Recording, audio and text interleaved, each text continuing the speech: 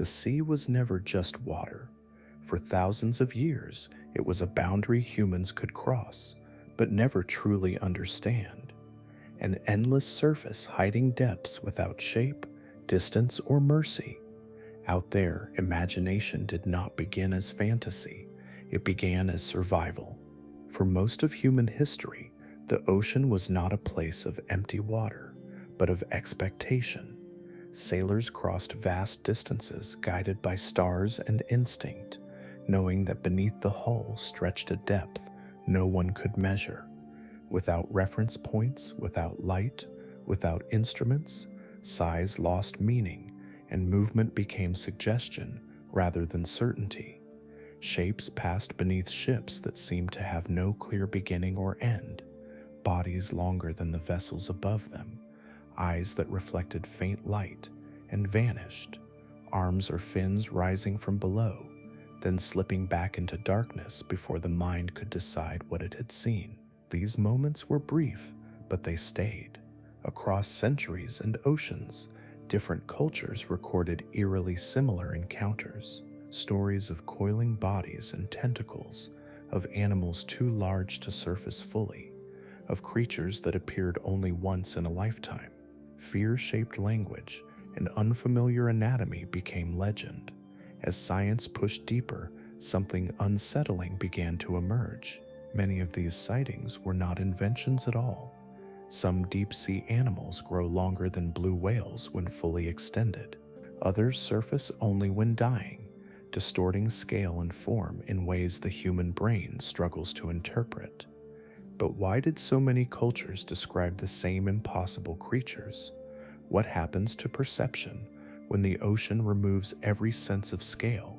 How many of these so-called monsters were real animals seen at the worst possible moment, and how many remain unseen simply because the ocean has kept them hidden? Tonight, we follow the thin line between myth and biology, tracing how real animals became legends long before science was ready to name them. But before we begin, I'd love to know, where in the world are you listening from tonight, and what time is it where you are? Reading your comments and stories is one of my favorite parts of this calm little community. If this space brings you peace and wonder, it would mean a lot if you tapped like or subscribed, and if you're already part of this journey, thank you for helping it grow. So now take a deep breath, let your shoulders loosen, and together let us drift toward the creatures that once convinced the world the sea was alive with monsters. The human eye was shaped for land. It evolved to judge distance using trees, horizons, familiar bodies, and the quiet agreement between objects that rarely change size or position. At sea, those agreements dissolve. The surface stretches without interruption, the horizon curves subtly away, and the body loses the fixed anchors that make vision reliable. With nothing stable to compare against, the mind begins filling gaps on its own, smoothing uncertainty into something recognizable, even when recognition is misplaced. On open water, scale quietly slips out of reach. A shape beneath the surface can appear close or impossibly far at the same time, growing larger or smaller with a shift of light or angle rather than distance. Waves magnify this confusion, lifting and lowering the observer while distorting what lies below. Refraction bends outlines, elongates bodies, and compresses motion into fragments. A fin passing beneath a hull may seem endless simply because there is no familiar edge to measure against. Without scale, the mind defaults to extremes. Isolation sharpens these effects.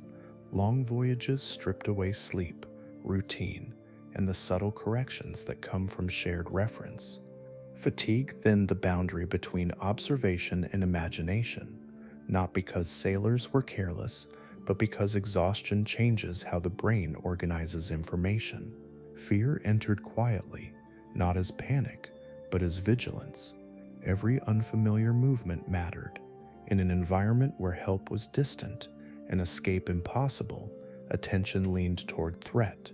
The ocean encouraged alertness, and alertness encouraged interpretation. Language followed perception. Early observers lacked words for bodies built on principles never seen on land. Tentacles, boneless forms, soft geometries, and vertical movement defied the vocabulary of hooves, limbs, and wings. Description reached instead for what culture already understood. Serpents explained length, giants explained size, spirits explained sudden appearance and disappearance. Mythic language did not mean disbelief, it meant translation. Observers used the strongest imagery available to preserve what they had witnessed. The ocean amplified uncertainty in ways no other environment could. Sound traveled farther but revealed less, arriving without source or direction. Light faded quickly, erasing detail before form. Depth suggested volume without confirmation, hinting at presence without proof. Even time behaved differently. A brief sighting could replay endlessly in memory, uncorrected by follow-up or verification. At sea, a single moment often stood alone. Under these conditions, animals were not encountered as complete beings. They were seen in fragments, a body passing once, an appendage rising briefly, an eye reflecting faint light before vanishing. The mind assembled these fragments into coherent forms because coherence felt safer than ambiguity. Over time, repeated fragments shared between sailors and cultures merged into stable images, reinforced by consistency rather than accuracy. This was not a failure of intelligence. It was a consequence of perception operating beyond its intended limits. The ocean did not deceive humans intentionally. It simply removes the cues vision depends on, leaving the brain to do what it has always done best, creating meaning where certainty is absent. Ink never appears in the earliest accounts. Sailors wrote instead of weight, tension, and sudden resistance, as though the sea itself had decided to hold fast. Ropes strained in unfamiliar directions, hulls shuddered without impact, and the water around a vessel thickened with movement that did not match waves or current. What pulled at ships was not described as a single body at first, but as pressure from below, deliberate and coordinated, rising out of unseen depth. As these encounters accumulated across centuries, a form began to emerge. Long appendages surfaced briefly, pale or dark against the water, bending and gripping with a strength no tide possessed. Some accounts spoke of arms wrapping masts or rudders, others of lines severed, or boats stalled as if caught in submerged nets. The animals were rarely seen in full.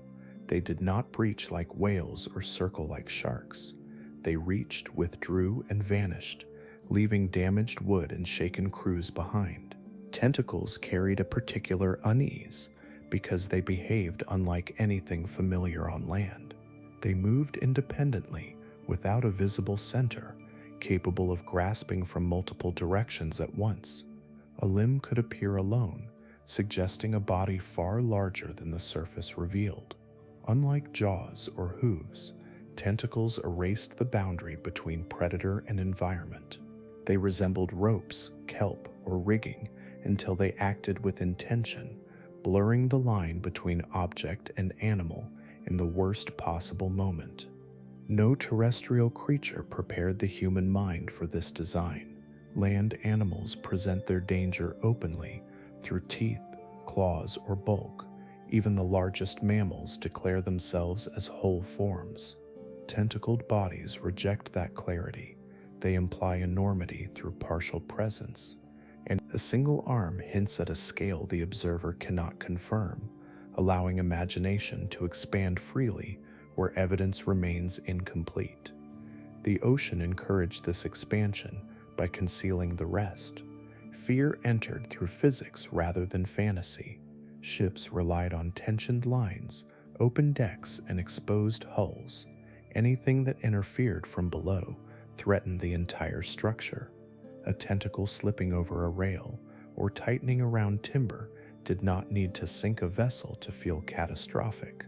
It only needed to introduce force from an unknown angle. In an era before engines or steel, That force felt unstoppable. Over time, these experiences coalesced into the Kraken, not as a single creature, but as a shared outline shaped by repetition. Cultures separated by oceans described similar motions, similar limbs, similar sudden withdrawals back into depth. The consistency mattered more than precision. What sailors remembered was not anatomy, but interaction. Something reached from below, touched the human world briefly, then retreated into darkness, where pursuit was impossible. Only much later would science recognize that large cephalopods possess the strength, reach, and rarity to inspire such accounts. Their bodies belonged to a realm humans rarely entered, and when fragments crossed into surface waters, they did so without context. Long before they were animals with names, they were forces that acted, leaving marks behind. Belief did not arrive with discovery. It arrived with resistance. For centuries, naturalists cataloged the ocean using specimens that could be carried, preserved, and compared. Creatures too large, too delicate, or too rarely encountered simply slipped through that system. Reports of enormous squid conflicted with the orderly structure science preferred. Without bodies to measure or bones to store, such animals occupied an uncomfortable space between rumor and reality, acknowledged quietly by sailors and dismissed publicly by scholars. The hesitation was not rooted in arrogance alone. Early marine biology developed alongside coastal fishing and shallow exploration. Nets, lines, and dredges sampled what lived near shore or near the surface. Anything adapted to extreme depth remained untouched. When long tentacled remains occasionally washed ashore, they were fragmented and unrecognizable, their soft tissues degraded by exposure and scavenging. Lacking context, these remnants were easier to misclassify than to reconsider entire assumptions about ocean life. Certainty shifted slowly, not through a single revelation, but through accumulation. Pieces of massive arms were recovered with sucker scars, unlike anything known. Beaks larger than those of any measured squid appeared inside the stomachs of whales. Flesh too immense to belong to familiar species forced careful comparison rather than dismissal. Eventually, whole animals surfaced, damaged but intact enough to confirm proportion and design. Measurement replaced speculation, and legend was quietly absorbed into taxonomy. Giant squid are not mythically endless, but they are undeniably vast.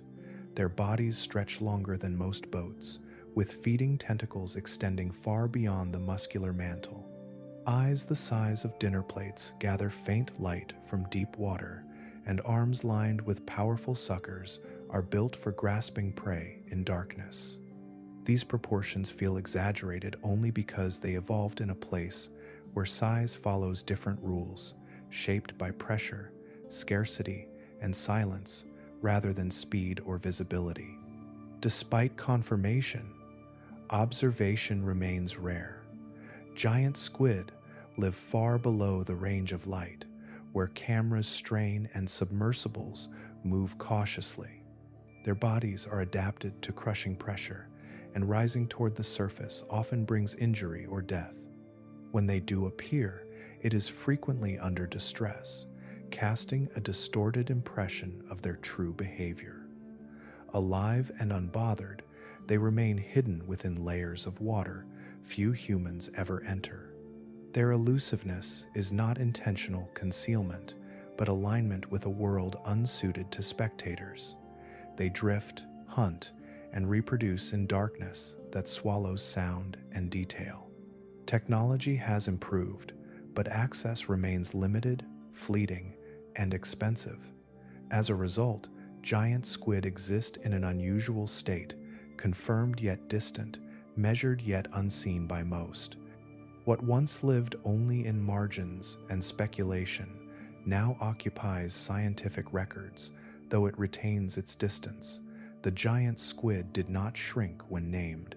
It simply stopped being argued against, settling into the ocean's deep order, present all along, waiting for patience rather than imagination to catch up.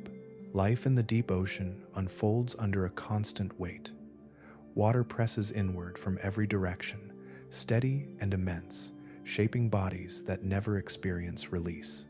Muscle, tissue, and internal spaces adapt to that pressure until it becomes invisible, a condition rather than a force. In this world, balance is achieved not by strength, but by surrender to compression, by letting the body exist in harmony with the surrounding mass of water. When a giant squid leaves those depths, that balance unravels. Pressure falls rapidly as it rises, and structures built to be supported from all sides begin to strain. Gases expand where none were meant to move. Blood chemistry shifts. Tissues lose the external support they relied on. Movement becomes difficult. Coordination falters, and organs no longer behave as they did in the darkness below. The surface is not freedom for such animals. It is a place their bodies were never meant to endure. For many deep-sea creatures, surfacing is not a choice but a symptom. Injury, illness, or extreme stress can dislodge them from their depth range, allowing buoyancy and currents to carry them upward. By the time they reach open water, they are often already compromised. Their motions appear erratic or slow, their bodies slackened, their reactions dulled. To human observers, these moments look unnatural, as though the animal itself is failing to obey the rules of life. These rare appearances left powerful impressions because they were incomplete encounters. A giant squid at the surface is not hunting, navigating, or interacting as it would in its own environment. It is struggling, or dying, its form distorted by forces acting against it. Arms may trail limply, tentacles stretch farther than usual, and the animal's full length becomes visible in ways it never would at depth. What sailors saw was not a living pattern, but a collapse of one. Such encounters fed stories, precisely because they were so brief and so strange. The animal appeared suddenly, out of context, behaving in ways that resisted explanation. Then it vanished, either sinking back into darkness or succumbing at the surface. There was no opportunity for familiarity to soften the image. Memory preserved only the disruption. Even today, observing giant squid alive remains rare. Their preferred depths are far beyond natural light, and exploration there is limited and cautious. Cameras capture glimpses rather than narratives. Most confirmed encounters occur when the animals are already near the end of their lives, carried upward by circumstance rather than intent. As a result, the living squid remains largely unseen in its natural state. The monsters of the past were shaped by these final moments. Humans met these animals only when something had gone wrong, when deep life crossed into a world that could not sustain it. What lingered was the impression of something vast and ungoverned, not because it truly was, but because it was seen only in passing, at the edge of survival. The sea serpent entered history quietly, not through spectacle, but through repetition. It appeared as a line along the surface where no wave belonged, a moving curve that kept its shape while the water around it broke and scattered. Sailors noted it in passing, often without emphasis, recording a presence that seemed to travel with purpose rather than drift.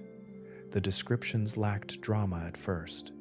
They focused on continuity, on something that remained visible longer than chance allowed. Across centuries, these reports accumulated with remarkable consistency. Witnesses described elongated bodies that undulated rather than swam, rising and falling in smooth arcs.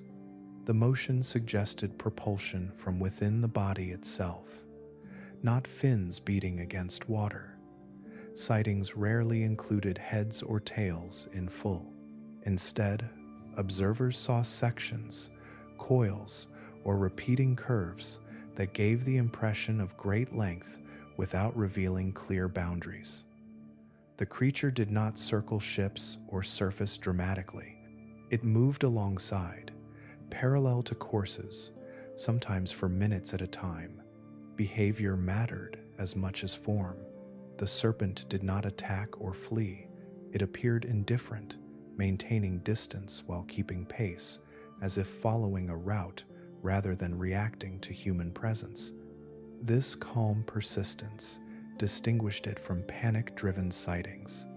Sailors wrote of it passing beneath bows, crossing wake lines without disruption, or slipping ahead before submerging gradually. The sea serpent did not arrive suddenly and vanish.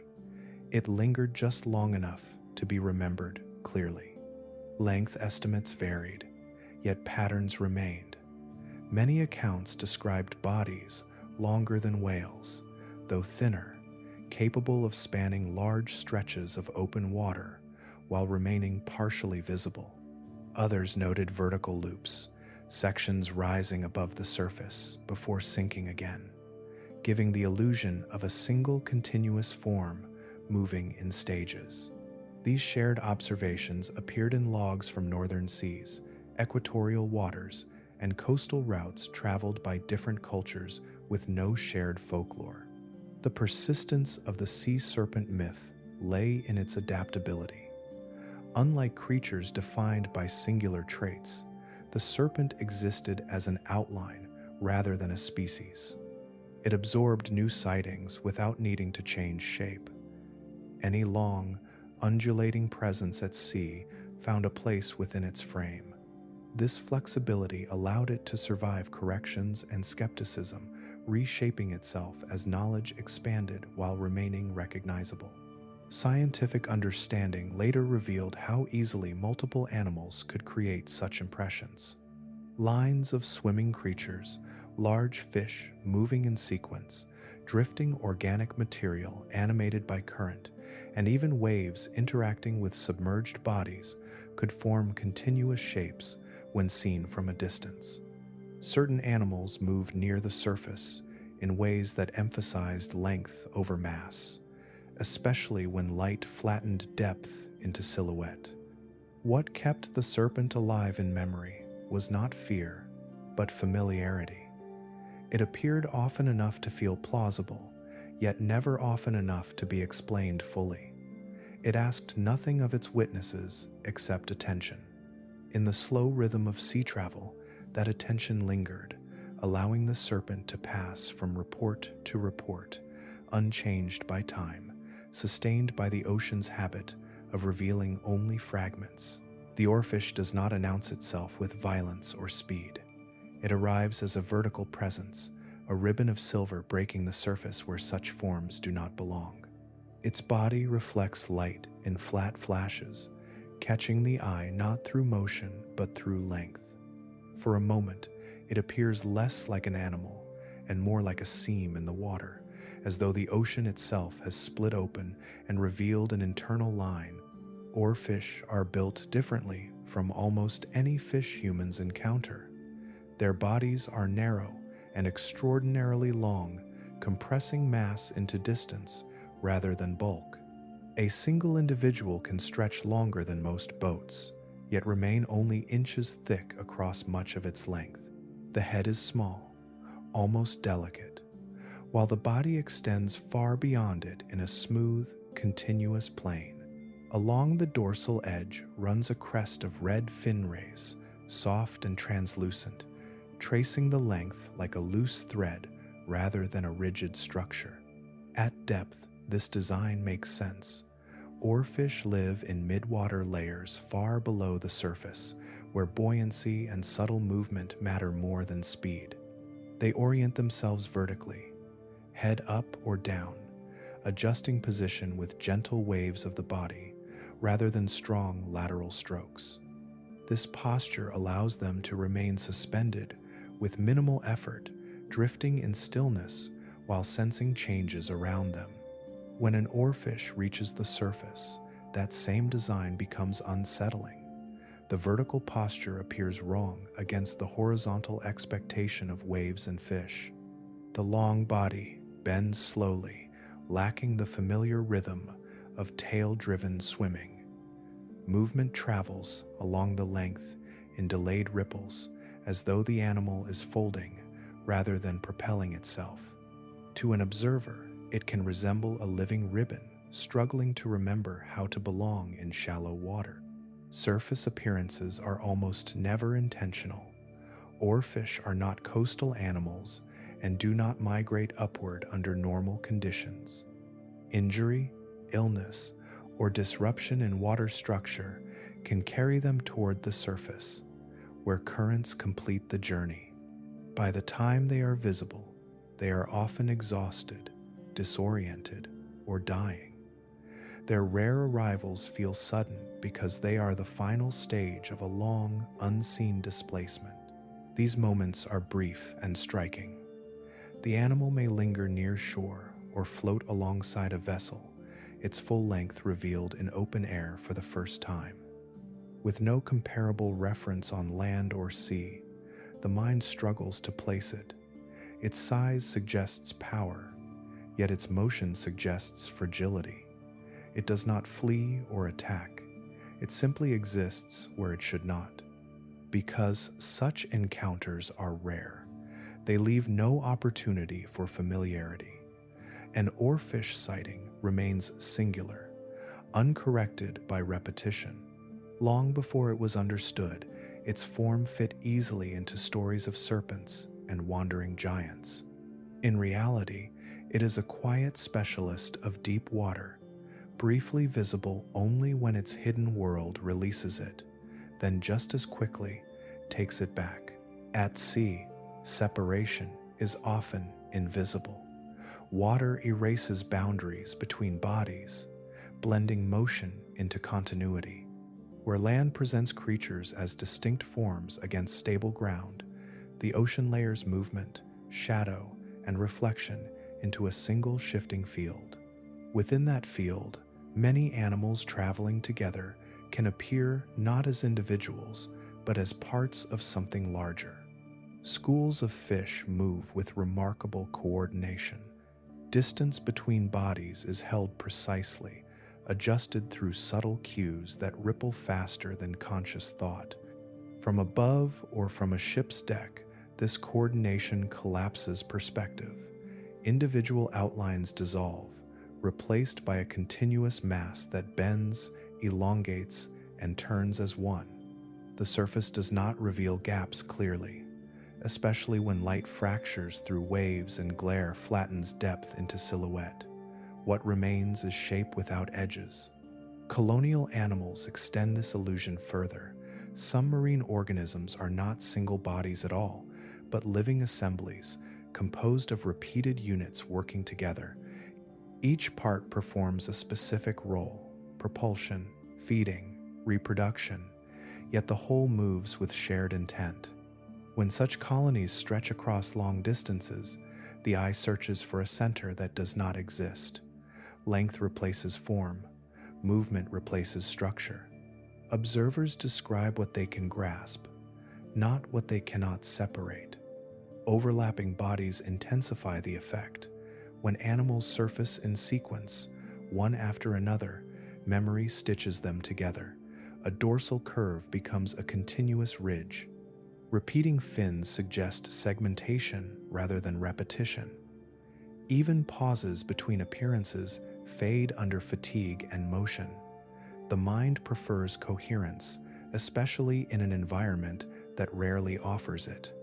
What appears intermittently can feel unbroken when the ocean supplies no stable reference. Movement itself completes the illusion. A group turning in unison creates waves of motion that travel along its length. Acceleration and deceleration occur together, preserving the sense of a single organism flexing rather than many reacting. Currents assist by aligning bodies along shared paths, pulling them into lines and arcs that echo familiar shapes from land-bound imagination. The sea reshapes chaos into patterns the brain recognizes instinctively. Historical observers had no reason to doubt these impressions. They lacked vantage points, tools, and repetition.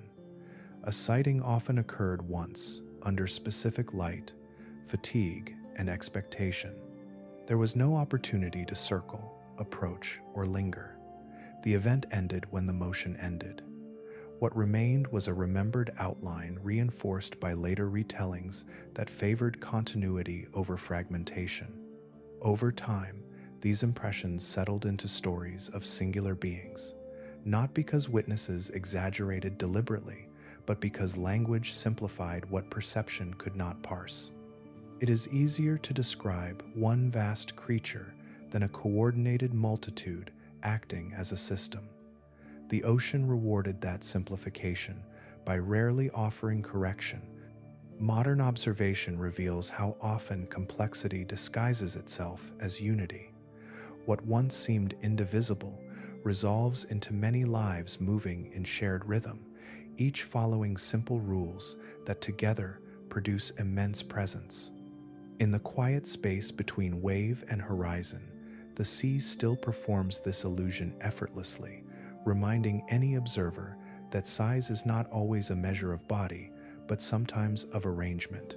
Length in the ocean does not always belong to bodies that can be held, lifted, or clearly outlined.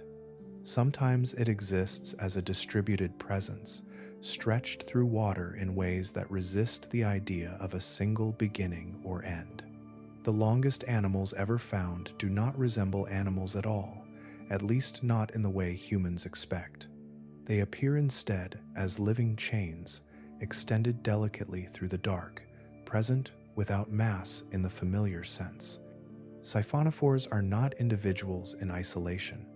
They are colonies, composed of many repeated units called zooids, each one specialized for a particular task. Some provide propulsion, pulsing gently to move the colony forward. Others capture food, trailing fine structures into surrounding water. Still others handle reproduction or basic maintenance. None can survive alone, yet together they form a coherent whole that behaves as a single organism. Coordination replaces control. Cooperation replaces hierarchy.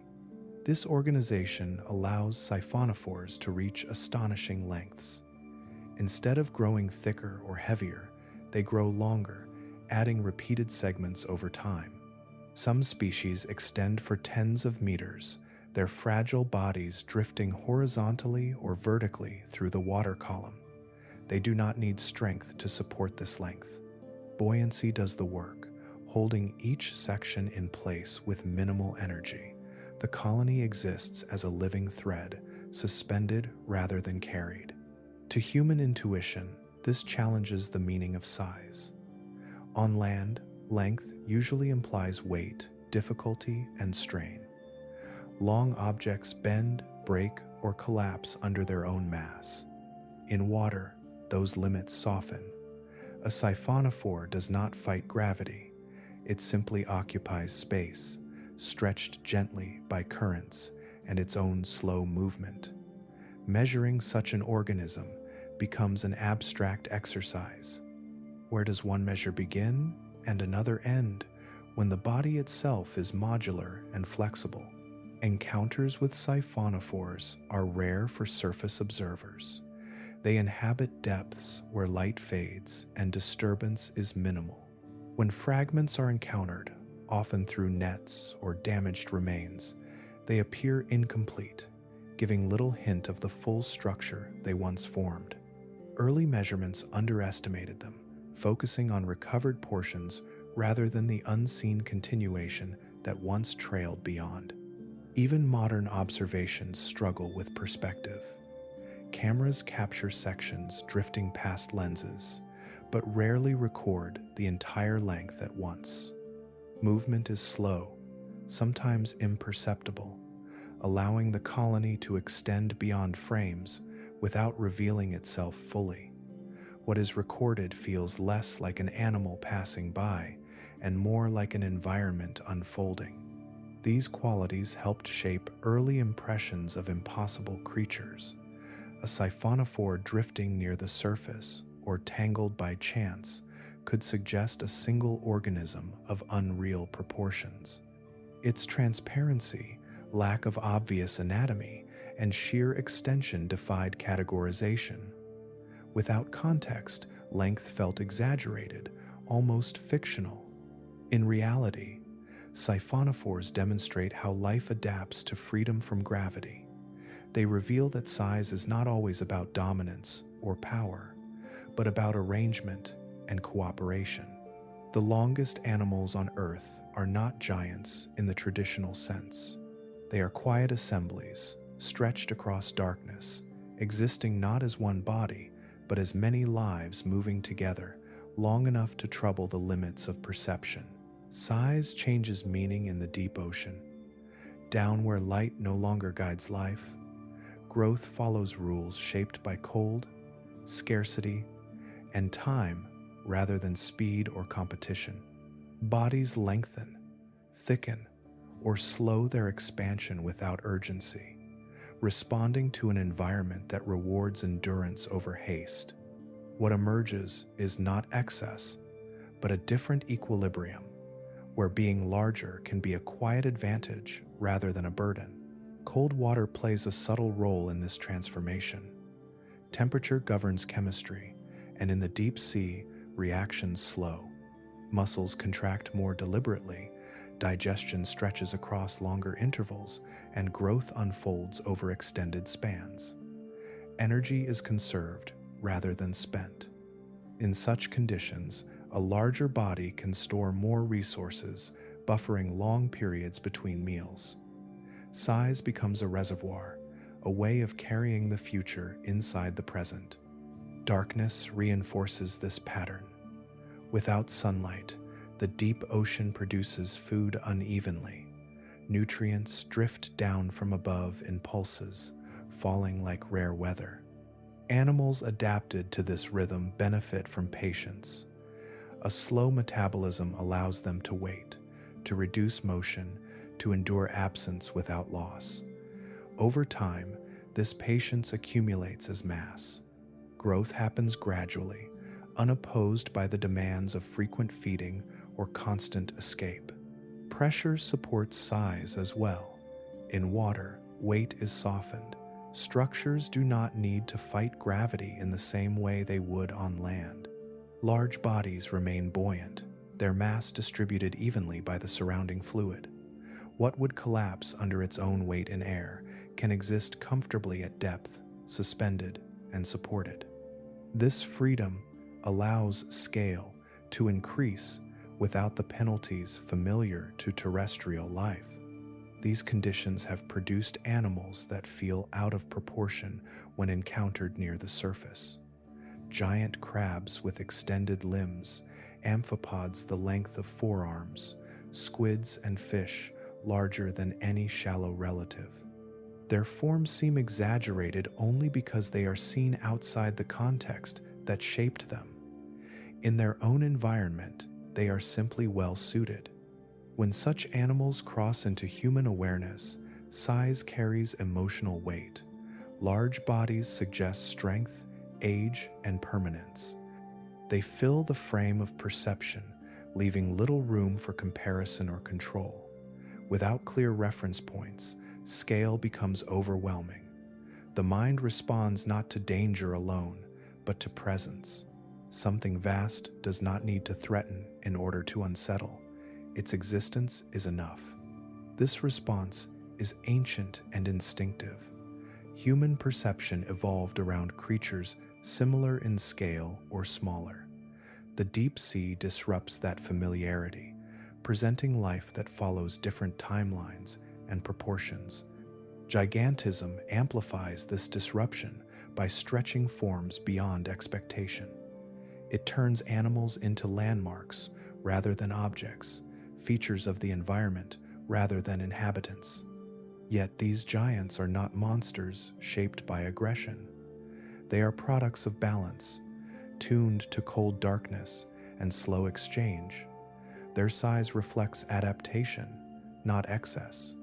It marks a solution to living where energy is sparse and time is abundant.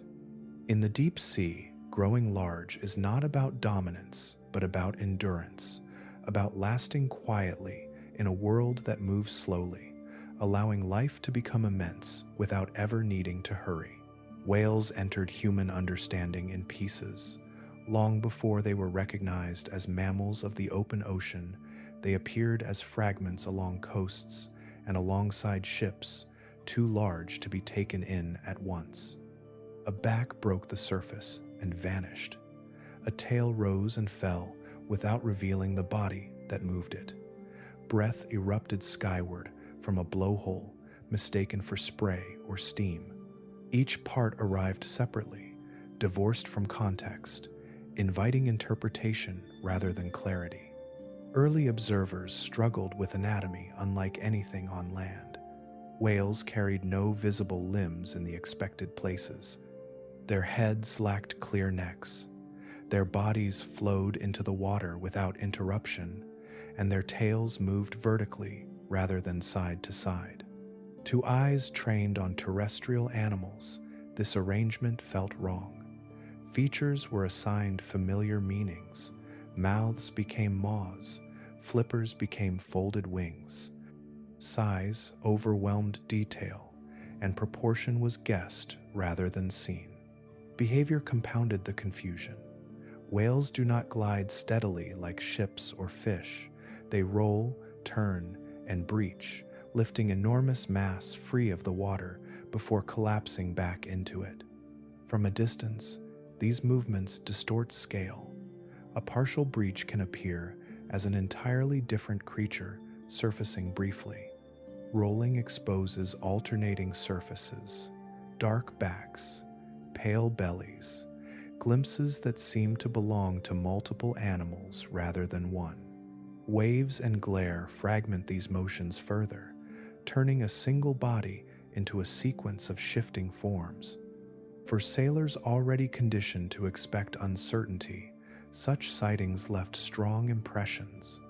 A whale crossing a vessel's path could seem to pace it deliberately. A sudden dive might be read as disappearance rather than descent. Breaching near a ship created sound and force without visible cause. The ocean offered no stable frame to correct these impressions, allowing them to persist unchallenged.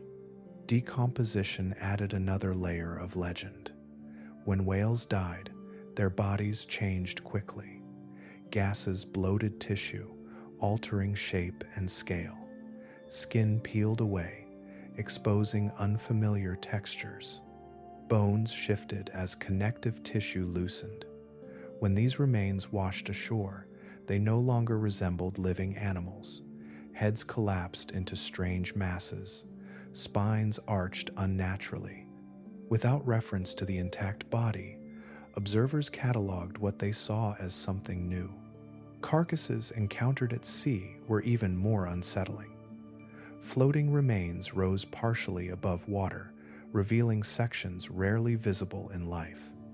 What appeared was distorted, still massive, and silent. Such encounters lacked motion to explain form. The whale became an object rather than an animal, its true nature obscured by decay. Over time, repeated encounters softened these impressions. Whales became familiar through hunting, study, and eventually protection. Anatomy resolved into pattern. Behavior gained explanation. Yet echoes of the earlier confusion lingered. Many sea monsters inherited their size, their surfacing habits, and their silent passing from whales seen without understanding. Whales were never monsters by design. They were misread giants, shaped by water and distance, encountered at moments when perception failed to keep pace with reality.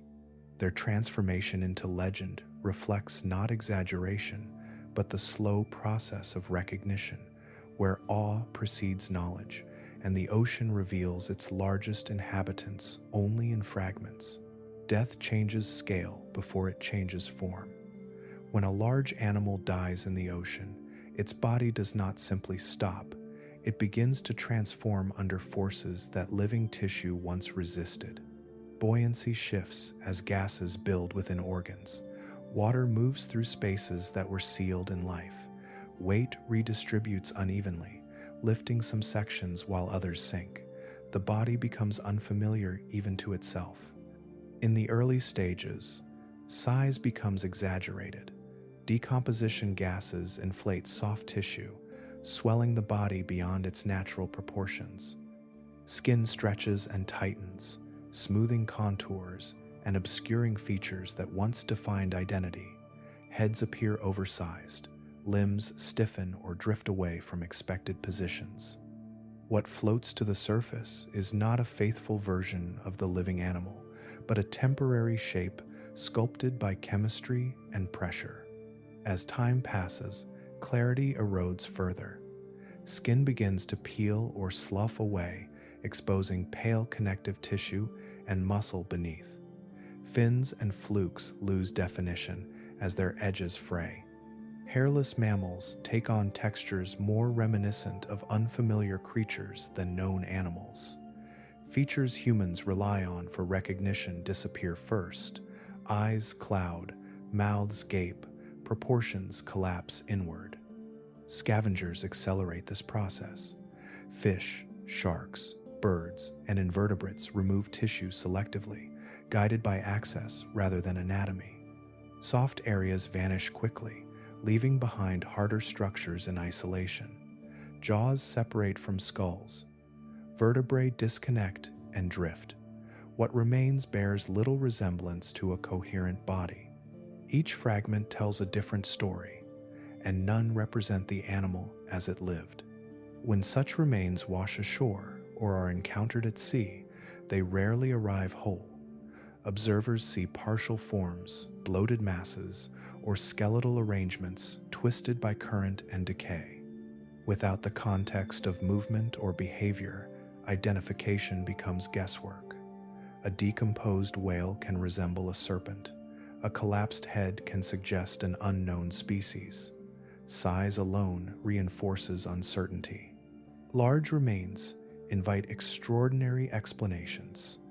Historical records reflect this confusion. Many reports of unknown sea creatures describe bodies that did not move, did not react, and did not fit expected anatomy. These encounters were often singular, unrepeatable. By the time knowledge advanced, the remains were gone, reclaimed by tide or broken apart beyond recovery. What persisted was description without resolution. Modern science has revisited many of these accounts with fresh eyes. In numerous cases, the so-called monsters align closely with known animals once decomposition is considered. Missing features match expected decay patterns. Measurements fall within the range of familiar giants. The mystery dissolves not because observers were mistaken, but because death disguised the truth. Large animals are hardest to recognize after life ends. Their scale magnifies every change, turning normal decay into dramatic transformation. The ocean hastens this transformation while hiding its process. As a result, many unknown creatures of the past were not discoveries of new life, but encounters with known beings at the moment they stopped belonging to the living world. Some sharks seem to carry deep time on their bodies. Their shapes feel unfinished by modern standards, as though evolution paused and moved on without them. Long jaws hinge wider than expected. Teeth curve inward in repeated rows. Skin bears textures closer to stone than flesh. These animals do not appear streamlined or familiar. They look assembled for a different ocean, one that moved more slowly and asked different questions of life. Several ancient shark lineages persist today with little outward change. They occupy niches where competition is sparse and pressure favors stability over innovation. In deep or remote waters, these sharks hunt quietly, relying on senses tuned to darkness rather than speed. Their bodies reflect solutions that worked long before reefs grew crowded or surface seas filled with agile hunters. Time passed around them, not through them. To human observers, this continuity feels unsettling. Familiar animals change gradually in popular imagination, smoothing their edges as understanding grows. Prehistoric sharks resist that smoothing. Their proportions feel exaggerated because they do not match expectations shaped by modern species. Elongated bodies, unusual fin placements, and exposed teeth disrupt the visual grammar people use to recognize sharks at a glance. The mind searches for context and finds none. Rare appearances intensify this effect. Many of these sharks live far below the surface, beyond routine observation. When one is caught accidentally or rises briefly into view, it arrives without warning. Its pale skin reflects unfamiliar light.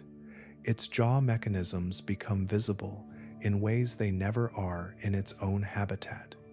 The encounter is brief and often ends with the animal damaged or dying.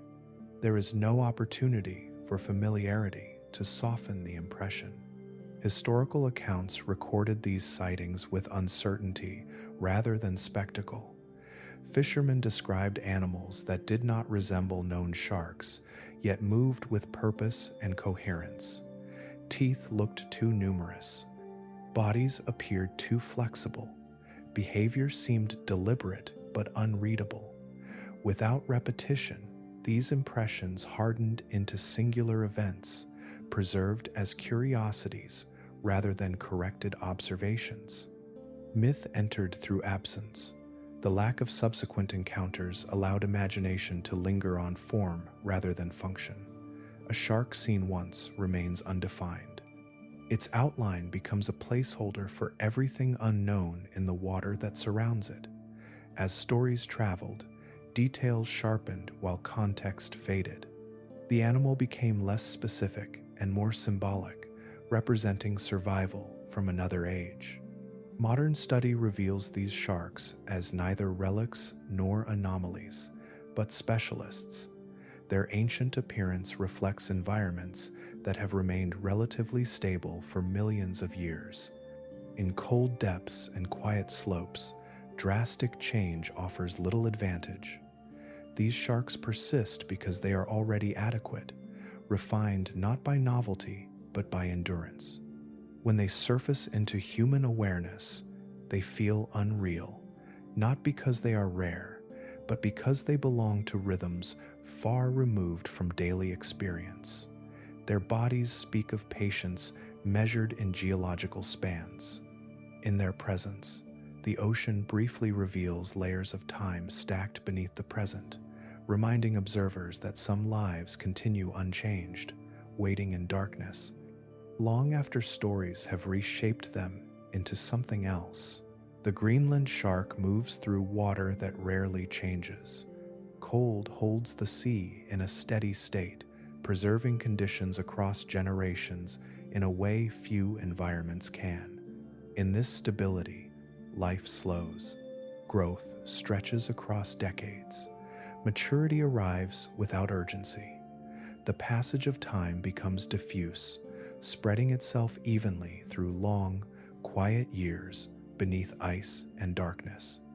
Scientists discovered that some Greenland sharks have lifespans that extend far beyond human expectation.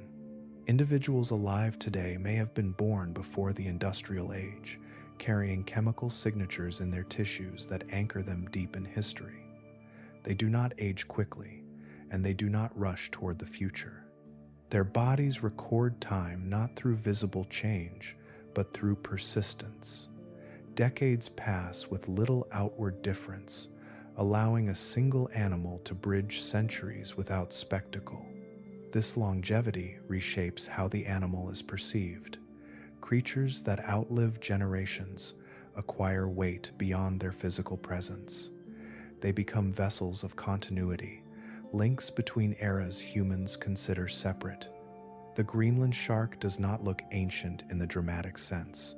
Its form is unassuming, its motion slow, almost reluctant, yet the knowledge of its age reframes every movement. Each turn carries accumulated time, each survival a quiet refusal to end. Ancient animals often feel mythical, not because of appearance alone, but because they disrupt familiar timelines. Humans are accustomed to rapid turnover, to birth, growth, and decline compressed into manageable spans. When an animal exceeds those spans, it resists categorization. It does not fit into stories built around progress or decay. It exists instead as a constant, reminding observers that life can endure without striving toward novelty. Rarity deepens this effect. Greenland sharks inhabit deep, cold waters that few humans ever see. Encounters are infrequent and often indirect, captured on distant cameras or revealed through accidental catches. Each sighting feels like a message carried forward from another century, preserved by temperature and depth. The animal appears unchanged by the passage of time that reshaped the world above. Time itself becomes part of the mystery, because it cannot be observed directly. It must be inferred from chemistry, from growth patterns invisible to the naked eye, from the slow accumulation of years within tissue. The shark carries its history internally, inaccessible without careful study.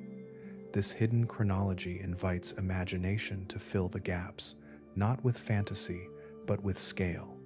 The mind struggles to grasp a lifespan that stretches beyond recorded memory. In this way, the Greenland shark embodies deep time more completely than fossils ever could. Fossils freeze for a moment. Living longevity preserves a continuum. The shark does not represent the past as something lost. It represents the past as something ongoing, moving quietly through present waters. Its mythic quality arises not from threat or size, but from duration. To encounter such an animal is to brush against a living measure of time, a reminder that the ocean does not mark history by human calendars. It keeps its own count, slow and unbroken, allowing certain lives to persist long enough that time itself feels like part of their anatomy. Light behaves differently underwater. It bends, scatters, and fades until darkness becomes the dominant state rather than an absence. In that darkness, vision adapts in ways that seem subtle from within the sea, yet startling when witnessed from above. Eyes become instruments tuned to scarcity, designed not to emit light, but to gather what little remains. Many marine animals possess a reflective layer behind the retina called the tapetum lucidum. This structure acts like a mirror, sending unabsorbed light back through the photoreceptors a second time. The effect increases sensitivity in dim conditions, allowing animals to detect movement and shape where illumination is almost non-existent. To an observer shining a lantern across black water, this adaptation reveals itself as a sudden flash, a pair of glowing points hovering without a visible body. At sea, such reflections arrive without warning. A beam cuts across the surface, meets an eye, and returns brighter than it arrived. The body attached to that eye often remains hidden, swallowed by darkness and depth. The result is presence without form. Two lights appear, then vanish, leaving no trail to follow. In an environment where orientation is already fragile, these moments feel disconnected from physical cause. Bioluminescence deepens the mystery. Some marine organisms produce light through chemical reactions within their tissues, combining luciferin with oxygen under the influence of enzymes. This light serves many purposes: camouflage, communication, hunting, distraction. It can shimmer gently along bodies, pulse in patterns, or erupt in clouds when disturbed.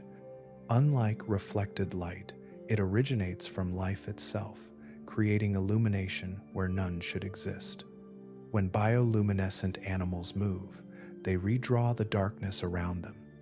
Each motion leaves brief traces, outlining forms only for an instant before dissolving back into blackness. A fin stroke becomes a curve of light. A school scatters into sparks. Larger animals passing through these fields appear outlined, not by their own glow, but by the reaction they provoke in surrounding organisms. Scale becomes exaggerated, edges softened into something dreamlike. For early sailors, these sights arrived stripped of explanation. Lantern light revealing disembodied eyes suggested watchfulness. Glows igniting beneath keels implied disturbance from below. No land environment prepared humans for light created without flame or reflection. Fire, stars, and the sun defined illumination. The ocean offered something else entirely. Light without heat, without source, without context. Such features felt supernatural because they violated expectation rather than logic. The human mind seeks cause in familiar patterns. When those patterns fail, meaning is drawn from analogy and story. Glowing eyes became sentinels. Shimmering wakes became signs of presence. Darkness, punctured by light, suggested intention rather than adaptation. Over time, science untangled these effects, yet their power remains. Even with understanding, a sudden reflection in black water still startles. A bloom of bioluminescence still feels alive in excess of explanation. These responses are not errors. They are echoes of perception shaped in an environment that hides more than it reveals. In the deep sea, light is rare and meaningful. When it appears, it commands attention. It does not announce danger or magic. It announces life, adapting quietly to darkness, leaving impressions strong enough to linger long after the water closes again. Sound reaches the surface long before shape or motion. Beneath a ship's hull, the ocean carries vibrations with a patience air does not possess. Crews lying awake at night heard knocks, groans, and low pulses rising from below, passing cleanly through wood and metal. These sounds did not echo like waves against a shore. They arrived steady and intentional, as though the water itself were speaking in fragments. Early records note humming tones, rhythmic thuds, and prolonged moans that drifted beneath vessels without visible cause. Some seemed to follow ships for hours, holding position without effort. Others appeared suddenly, building in volume before fading into distance. The sea offered no visual explanation, only sound delivered upward through the hull, magnified by stillness and dark. Water carries sound efficiently. Its density allows vibrations to travel farther and faster than in air, losing little energy along the way. Low-frequency sounds can cross vast distances, bending around obstacles and slipping through layers of current. To a listener on a ship, the source may be far away, yet feel immediate. Direction becomes difficult to judge. A distant whale call can seem to rise directly beneath the keel. The structure of ships intensified these impressions. Hulls acted as resonant chambers, amplifying certain frequencies while dampening others. Wood creaked in sympathy. Metal plates vibrated subtly. Sounds blended with the vessel itself, erasing the boundary between external noise and internal response.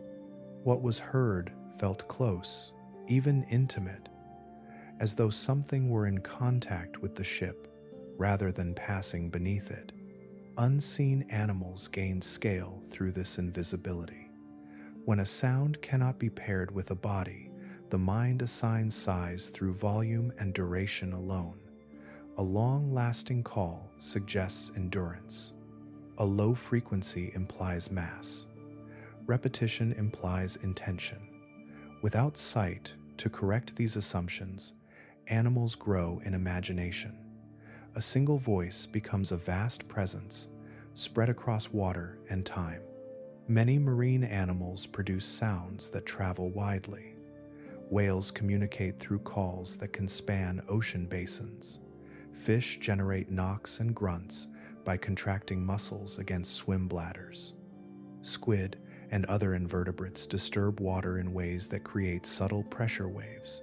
These sounds overlap, layer, and interact, forming complex soundscapes that shift with depth and movement. At night or in fog, isolation sharpened attention to these noises. The absence of visual landmarks left sound unchallenged. A call heard once could linger in memory, replayed without resolution. Sailors shared these experiences in quiet exchanges, reinforcing patterns without context. Over time, repeated reports of similar sounds formed narratives of creatures too large to surface, moving unseen along the sea floor. Modern recording has revealed the richness of these underwater soundscapes. What once felt singular resolves into many sources crossing paths at different distances.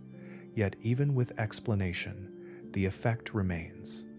Sound arrives before understanding, and without sight, it expands. In the ocean, hearing outruns seeing. Animals announce themselves through vibration long before they become visible, if they ever do.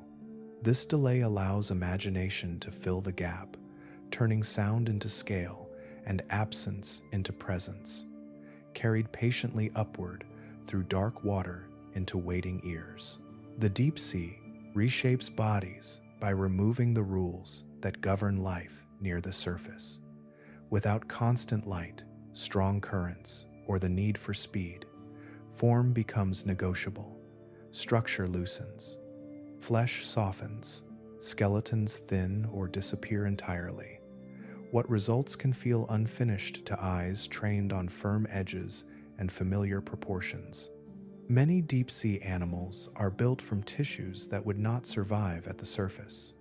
Gelatinous bodies resist pressure by yielding to it, distributing force rather than opposing it. Muscles are often reduced, organs spread thinly through transparent mass. Limbs lengthen without thickening, faces flatten or stretch, and symmetry loses importance. These designs appear fragile, yet they are precisely suited to an environment where collapse comes from rigidity, not softness. Proportion follows a different logic underwater. Large eyes gather scarce light, sometimes dwarfing the rest of the head. Mouths expand to maximize rare feeding opportunities. Stomachs distend beyond expectation, allowing animals to consume prey larger than themselves when chance permits. In the absence of regular meals, excess capacity becomes an advantage. From the surface perspective, these features seem exaggerated, almost stylized, yet they are the result of careful optimization. Surface expectations fail because they are built on gravity, air, and abundance. On land and in shallow water, bodies must support weight, move efficiently, and compete constantly. Shapes become compact and reinforced. In the deep sea, buoyancy replaces support. Movement is slow and economical. Competition is sparse. Under these conditions, the penalties for unusual form disappear. Evolution explores shapes that would never endure above. Light further alters perception. Many deep-sea animals are rarely seen fully illuminated. They exist as partial silhouettes, revealed briefly by artificial beams or bioluminescent flashes. Illumination arrives from unexpected angles, flattening depth and erasing context. Features emerge suddenly, then fade. Without gradual exposure, the mind struggles to assemble a coherent image. What is seen feels disjointed, even when it is complete. When such animals are brought to the surface, distortion increases, pressure loss alters shape, bodies sag or expand, colors shift as light interacts differently with tissue, movement slows or stops. The animal no longer behaves as it would in its own environment. Observers encounter an altered version, detached from the conditions that give it coherence. The impression of unreality deepens. Reality feels stranger than fiction because fiction respects familiar boundaries. Imagined creatures often retain symmetry, solidity, and purpose recognizable to human experience. Deep sea life does not require that recognition. It evolves without regard for aesthetic continuity or narrative clarity. Its forms are solutions to problems humans rarely encounter, expressed without simplification. The result is a living world that appears designed rather than evolved, not because it is artificial, but because it follows a different set of constraints. In darkness and pressure, life stretches, softens, and rearranges itself into shapes that feel improbable only when removed from context. These animals are not exaggerated versions of surface life. They are answers to questions the surface never asks. When encountered briefly, out of place and light, they seem unreal. In truth, they are precise, shaped quietly by an environment where familiarity has no advantage, and where reality has always been free to become strange. Science followed footsteps before it followed tides. Early naturalists worked where they could walk, return, and compare. Land offered permanence. Bones could be collected, skins preserved, behavior observed across seasons. Animals remained present long enough to become familiar. Classification grew from repetition and proximity, shaped by environments that allowed study to linger. The ocean resisted this approach. Its surface concealed depth, and its depths denied access altogether. Creatures appeared briefly, then vanished into water that erased tracks and muffled context. Observation became episodic rather than continuous. Without the ability to revisit the same individual or habitat, comparison faltered. What could not be revisited struggled to be named. Technology drew a hard boundary around early understanding. Nets sampled only certain layers. Lines reached downward without revealing what lay between. Diving exposed the human body to limits long before it revealed new life. Pressure, darkness, and cold enforced distance. For centuries, much of the ocean remained not unexplored, but unreachable. Where tools could not follow, certainty could not settle. This delay shaped scientific culture itself. Skepticism became protective. Extraordinary claims required extraordinary evidence, yet the environment made evidence fragile. Specimens decomposed quickly. Bodies arrived damaged or incomplete. Reports depended on memory rather than measurement. Faced with uncertainty, science hesitated, not from denial, but from caution. It waited for tools that could repeat encounters reliably. Myths thrived in that waiting space. On land, repeated observation corrected error quickly. At sea, correction arrived slowly, if at all. Stories traveled faster than specimens, crossing cultures long before confirmation could follow. A single encounter could echo for generations, unchallenged by contradiction.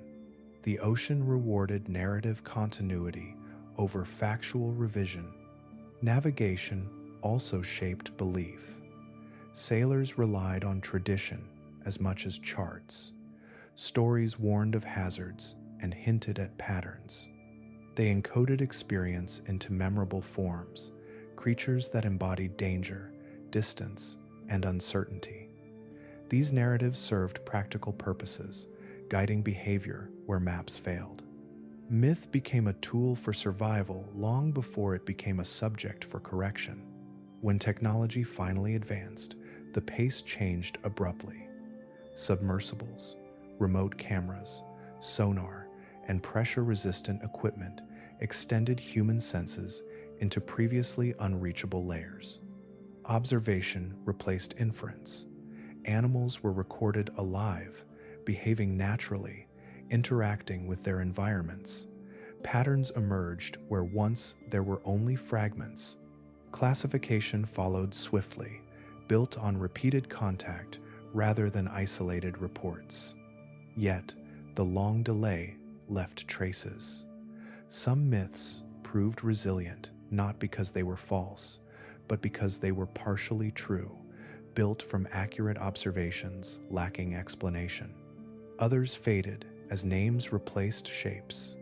Still, the ocean retained its habit of revealing life unevenly. Even now, discovery arrives in bursts, separated by long silence. Science arrived late to the ocean because the ocean demanded patience beyond early means. Its depth challenged tools, its scale resisted familiarity, and its movement erased certainty. Knowledge grew only when humans learned to meet water on its own terms, slowly extending presence rather than forcing revelation. Until then, myth filled the space where understanding had not yet learned how to reach. Early attempts to understand the ocean were shaped as much by caution as by curiosity. Naturalists inherited a framework built on land, one where animals fit into clear categories and differences could be traced through visible structure. When marine creatures refused to conform, classification faltered. Bodies arrived without familiar markers, altered by pressure, decay, or distance. Faced with these irregular forms, science often chose restraint over revision. Misclassification followed naturally. Fragmentary remains were assigned to known species based on partial resemblance, even when size or anatomy suggested otherwise. A beak became a fish bone. A tentacle fragment became plant matter. When specimens challenged expectation too sharply, they were filed away as anomalies rather than prompts for new categories. Order was preserved, but accuracy waited. Skepticism played a protective role, but it also narrowed possibility. Reports from sailors were filtered through assumptions about exaggeration and error. Accounts lacking specimens were set aside. Stories that crossed cultural boundaries were treated as shared myth rather than shared observation. The ocean's habit of revealing life only briefly made verification difficult, reinforcing the belief that extraordinary animals were unlikely to exist unseen. Evidence was often dismissed, not because it was weak, but because it was inconvenient. Accepting large, unfamiliar species required rethinking scale, distribution, and ecological limits. It suggested that the ocean held more life and stranger life than existing models allowed. For a field still forming its foundations, such implications felt destabilizing. Caution hardened into disbelief. Bias entered quietly through familiarity. Animals that resembled known forms were accepted more readily than those that did not. Fish with expected shapes found places in catalogs. Creatures with soft bodies, unusual proportions, or unfamiliar movement did not. The human tendency to trust resemblance over function slowed recognition of designs shaped for depth rather than surface. Language itself contributed to delay. Early descriptions used metaphors drawn from land, stretching terms beyond their usefulness. When scientists encountered these descriptions later, they heard exaggeration rather than translation. A serpent implied fantasy. A monster implied intention. The original observation, often careful and restrained, became obscured by the words chosen to preserve it. Correction required patience and humility. As technology improved, repeated encounters began to align with older reports. Animals once doubted appeared on camera, alive and behaving naturally. Remains previously dismissed were re-examined with fresh context. Patterns emerged across time, revealing that many early observers had been closer to truth than acknowledged. The slow pace of correction reflects the difficulty of separating bias from rigor. Science advanced not by abandoning skepticism, but by expanding what it allowed skepticism to examine. When unfamiliar forms were met with investigation rather than dismissal, discovery accelerated. Early mistakes did not arise from a lack of intelligence or curiosity. They grew from the limits of tools and the weight of assumption. In the ocean, where evidence is fleeting and context elusive, understanding lagged behind experience. Once those limits were recognized, the path forward widened, allowing knowledge to catch up to what had already been seen. Discovery did not arrive gradually. It arrived in layers, each one extending human presence farther into water that had never been seen. The shift began when observation no longer depended on chance encounters at the surface. Machines entered the ocean not as intruders, but as listeners and witnesses, moving patiently where humans could not. Submersibles changed scale by bringing eyes into depth. Pressure-resistant hulls allowed descent beyond sunlight, carrying cameras steady enough to linger. For the first time, animals were observed in context, moving without distress, interacting with their environment rather than reacting to exposure. Soft bodies retained their shape. Color appeared where none was expected. Behavior replaced speculation.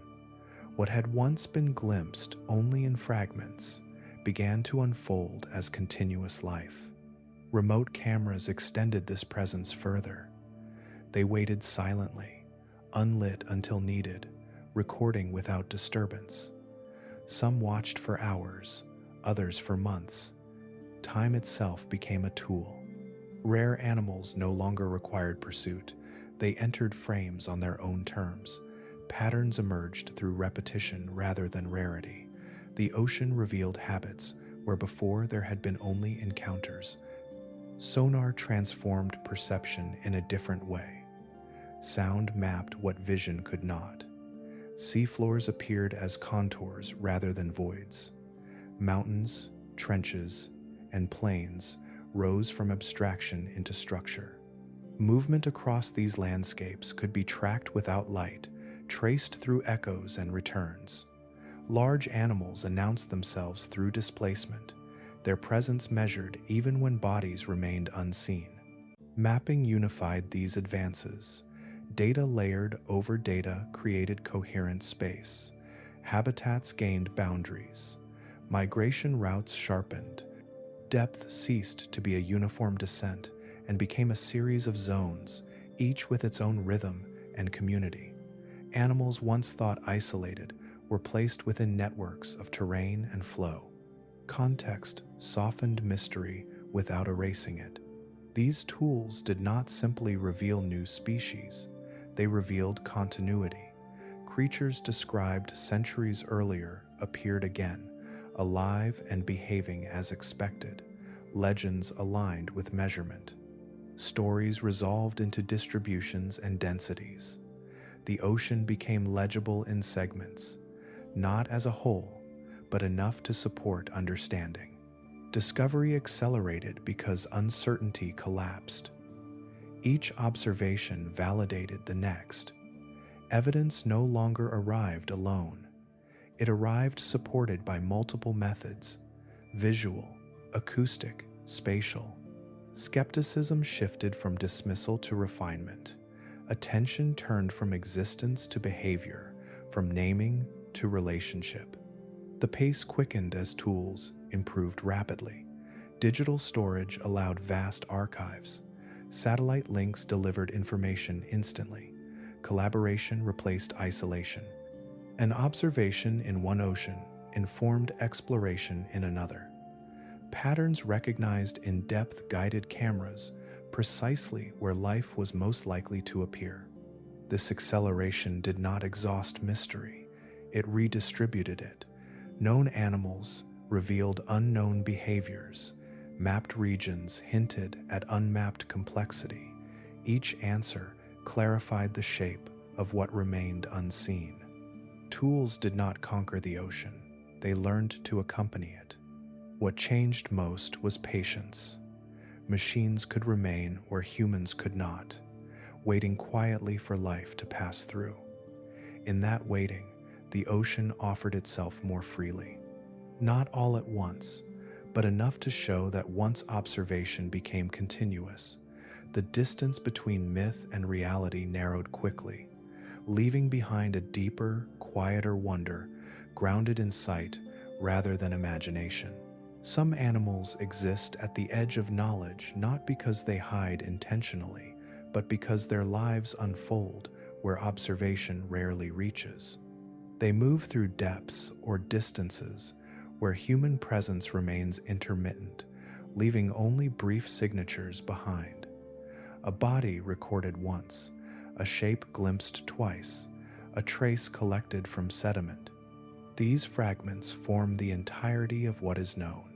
In marine records, certain species appear only as margins. A deep water fish described from a single specimen. A squid identified by one damaged body hauled up unexpectedly. A gelatinous animal filmed once as it drifted past a camera, never to be seen again in the same way. These encounters do not repeat on demand. They stand alone, suspended in time, waiting for confirmation that may not come for years. Rarity sustains mystery by interrupting familiarity. Animals that are seen often become ordinary through repetition. Their outlines settle into expectation. Those encountered rarely resist that settling. With no chance for correction or refinement, the mind preserves them as they first appeared. Memory remains unchallenged, and uncertainty remains intact. The ocean amplifies this effect. Vastness disperses populations. Depth separates communities vertically as well as horizontally. Many species occupy narrow environmental bands, dependent on precise combinations of pressure, temperature, and chemistry.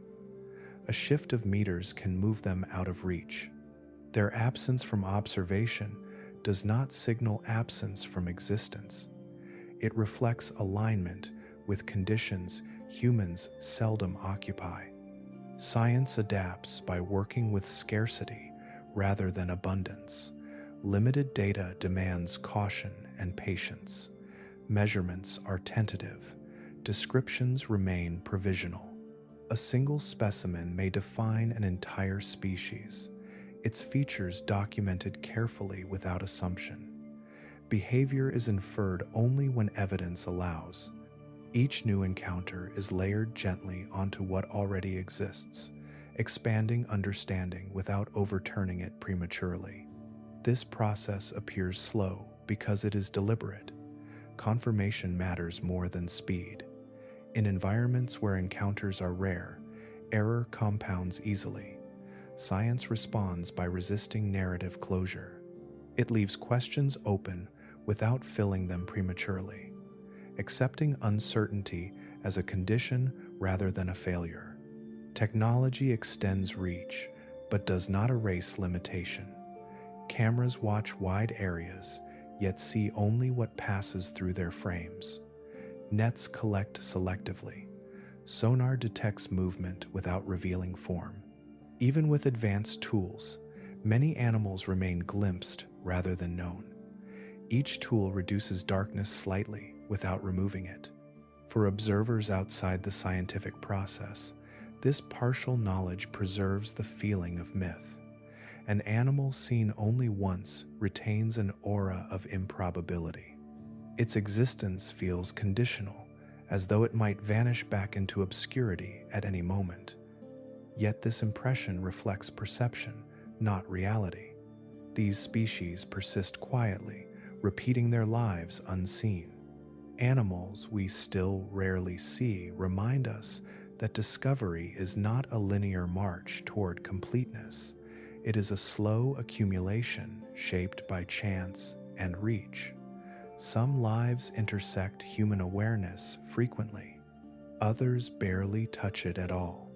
Their mystery remains not because they are unknowable, but because the ocean continues to grant access unevenly, revealing just enough to confirm presence and leaving the rest to unfold beyond view. Understanding rarely arrives as a closing door.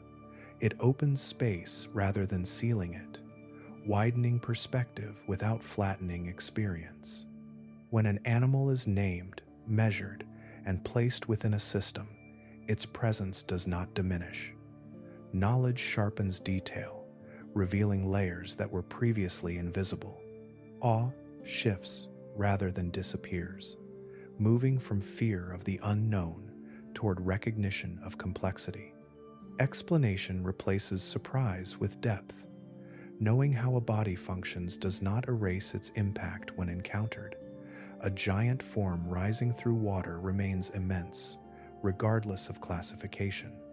A strange glow in darkness still interrupts expectation, even when its chemistry is understood. Familiarity adds texture instead of removing weight. The mind begins to hold two truths at once, comprehension alongside wonder. Cultural memory carries myths forward because stories do more than convey facts. They preserve emotion, rhythm, and meaning shaped by experience.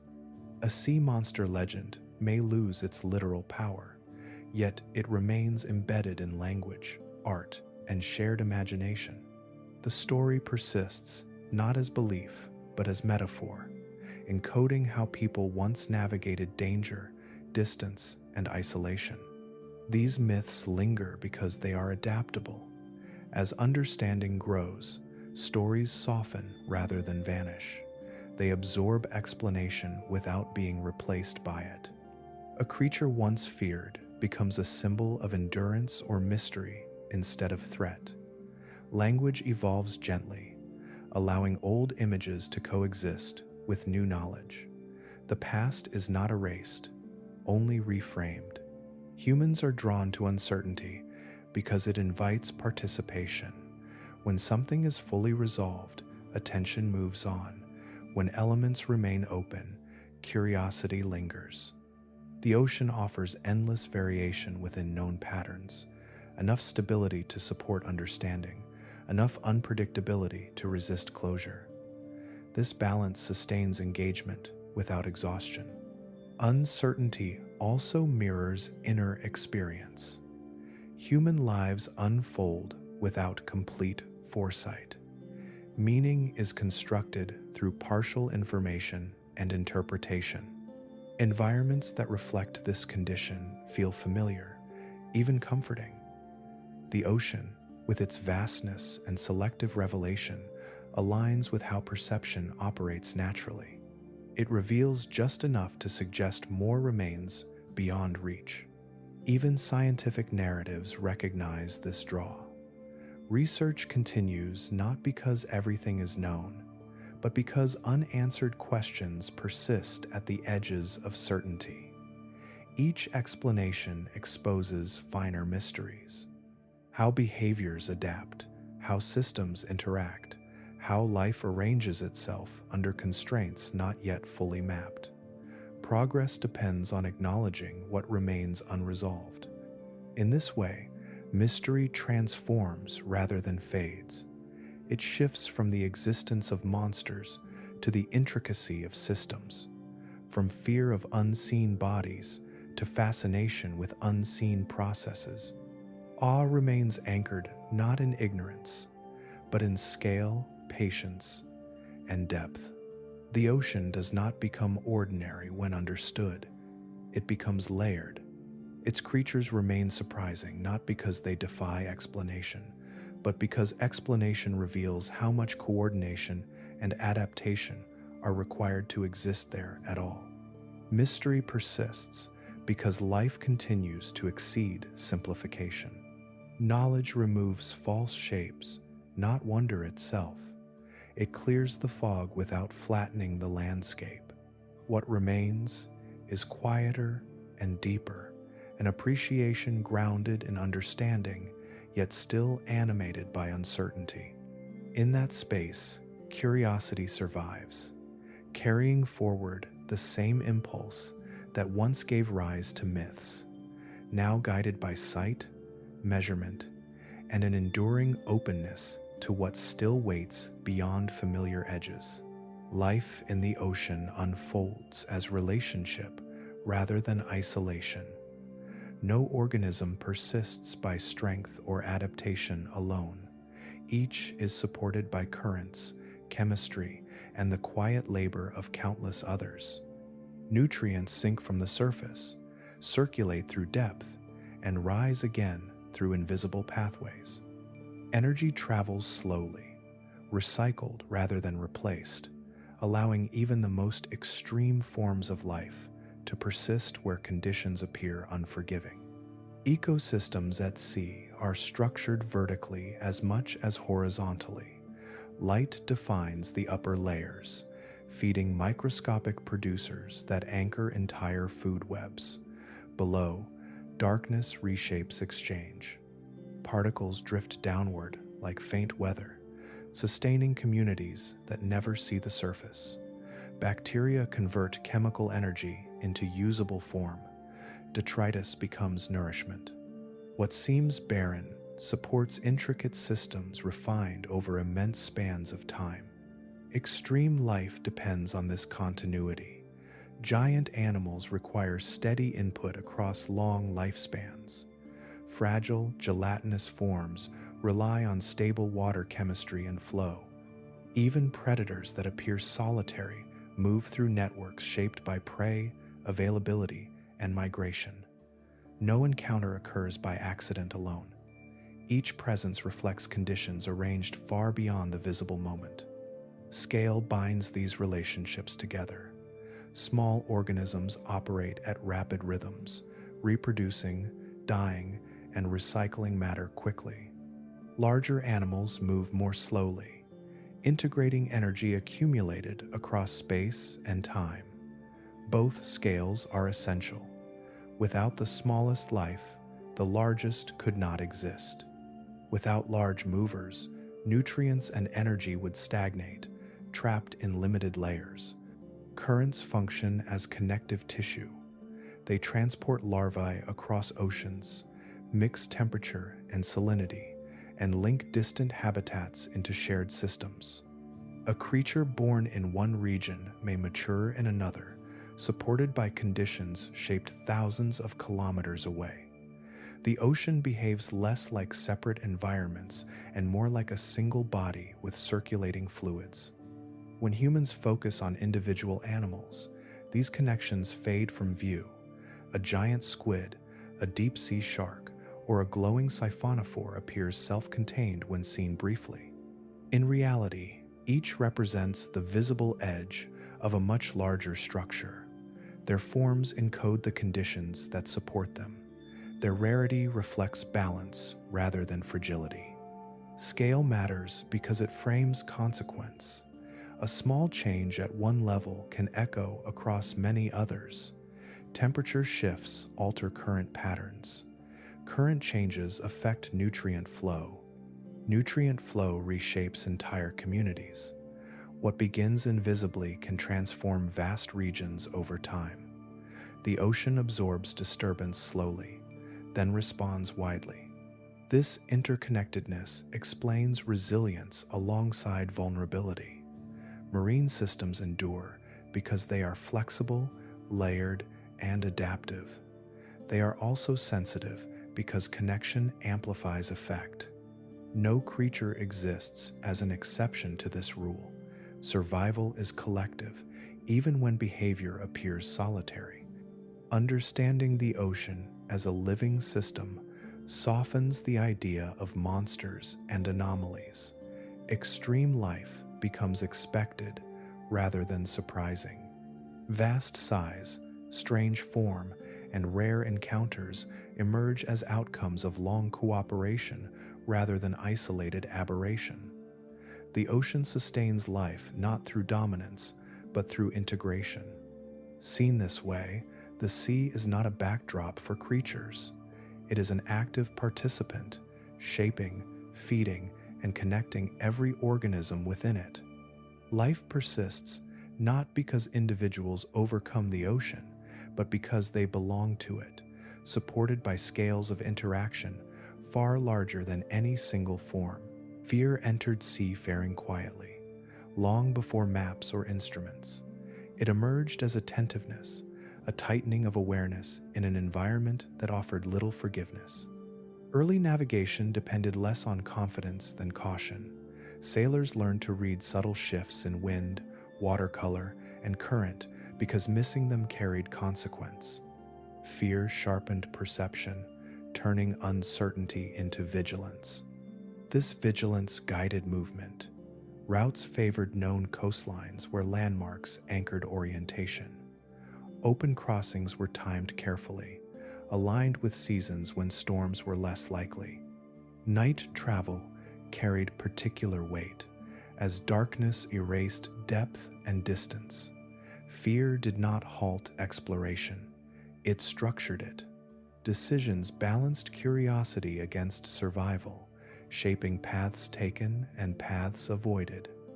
Over time, these choices hardened into tradition.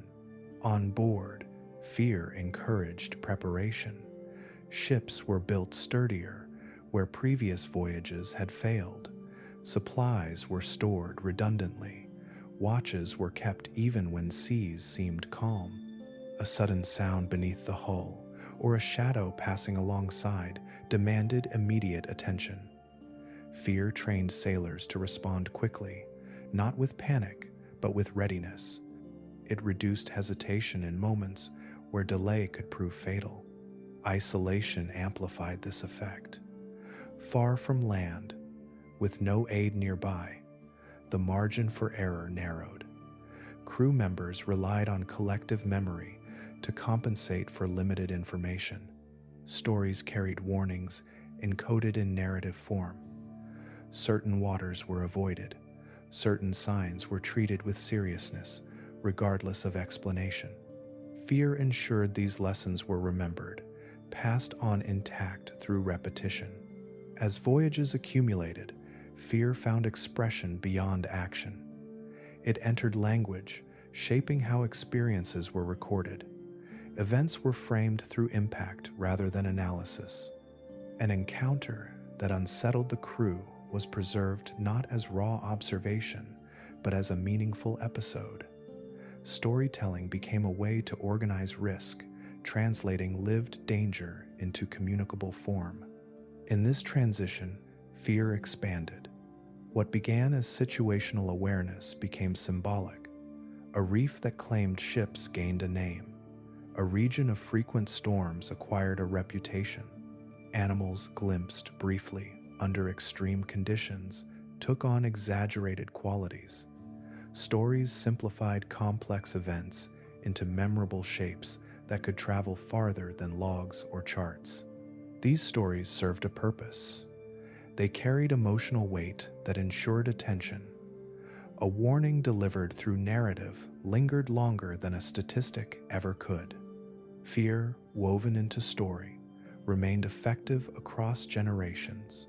It protected those who had never faced the danger directly by preparing them indirectly. Over time, storytelling softened into myth. Original details faded, replaced by elements that preserved tension rather than accuracy. The environment remained hazardous, but the language describing it grew larger than life. Monsters embodied risk.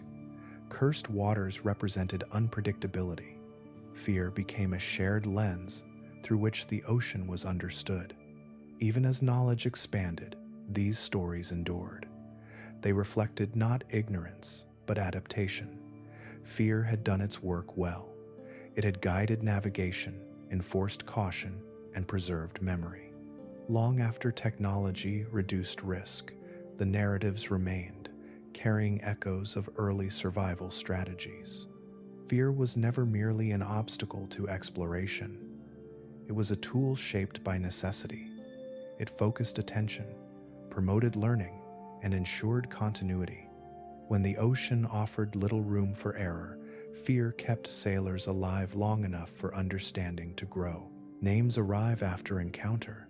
They follow exposure, repetition, and the slow decision to look more closely rather than turn away. Before naming, an unfamiliar animal exists as presence without context, defined by impact rather than relationship. It unsettles because it has no place. Classification begins when that place is offered. Giving a creature a name reduces fear by transforming it from event into subject. A named animal can be compared, revisited, and discussed without distortion. Its appearance no longer stands alone. It joins a system where traits relate to function and behavior connects to environment. The unknown contracts into something navigable, not smaller, but clearer. Early classification did more than organize specimens. It created shared understanding. When observers used the same words, their experiences aligned.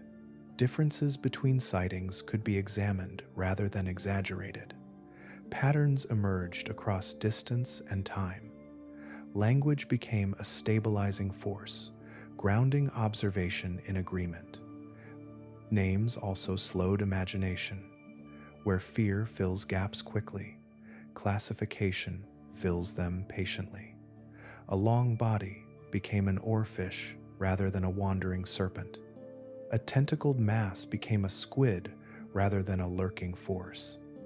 Once a term existed, it absorbed new encounters, preventing each sighting from demanding its own explanation. Consistency replaced escalation. Understanding deepened through this process. Naming encouraged curiosity rather than avoidance. A creature with a place in taxonomy invited study. Questions of diet, movement, and reproduction followed naturally. Fear receded not because the animal changed, but because its behavior could be anticipated. Predictability softened threat. As language expanded, monsters faded. This did not happen abruptly. Stories adjusted slowly, shedding supernatural elements first, then excess scale, then intention. What remained was often recognizable. The monster did not vanish. It transformed into an animal with traits rather than motives. Danger became situational instead of personal. Cultural memory adapted alongside science. Old names lingered as echoes, preserved in folklore and metaphor, while new names carried precision. The shift was not replacement, but layering. Language grew denser, capable of holding both wonder and explanation without conflict. This growth changed perception itself. Once named, a creature could be imagined without distortion. Its presence in water no longer implied hostility by default. Fear narrowed to appropriate contexts. Caution replaced dread. Attention sharpened around real risk rather than imagined threat. Classification also revealed continuity. Animals once isolated by myth became connected through shared ancestry and form. Patterns extended backward through deep time, showing persistence rather than intrusion. What once felt like interruption became part of a long narrative of adaptation. Naming the unnamed did not strip the ocean of mystery. It refined it. It shifted awe away from chaos and toward complexity. Monsters faded because language provided better tools for engagement. As words multiplied, space opened for understanding to grow without erasing the quiet sense of scale that first inspired fear. In this way, language acted as a bridge. It allowed humans to remain attentive without being overwhelmed, curious without being consumed. Through names, the ocean's inhabitants became intelligible enough to be studied and still distant enough to be respected. Beyond the mapped contours and recorded encounters, the ocean continues downward into regions defined more by inference than experience. These depths are not marked by sudden boundaries, but by gradual loss. Pressure increases, light vanishes completely, and temperature settles into near stillness. Human presence thins, not from lack of curiosity, but from physical limitation. Each meter downward requires protection, energy, and time that become harder to sustain. There are trenches where no human has observed the seafloor directly, only instruments lowered briefly before retreat. Even there, the data arrives incomplete, filtered through sensors designed to survive only moments at such extremes. Cameras glimpse what passes by, not what endures. Soundings sketch shape without texture. These spaces remain known in outline rather than substance. Within this vastness, species continue to exist beyond catalog, not because they are rare, but because they are aligned with environments seldom sampled. Some inhabit narrow chemical layers where oxygen thins or minerals concentrate. Others drift with currents far below typical survey depths, their bodies tuned to pressures that collapse unprotected equipment. They persist quietly, unaffected by the absence of names. Discovery at sea often arrives indirectly. DNA fragments suspended in water hint at organisms not yet seen. Scars on predators suggest prey still undocumented. Traces appear before bodies do. Each signal extends the map slightly outward without resolving its edges. The ocean reveals presence before form, existence before detail. Exploration continues because these gaps matter. Understanding extreme life informs how ecosystems function as a whole. It clarifies resilience and vulnerability across scales.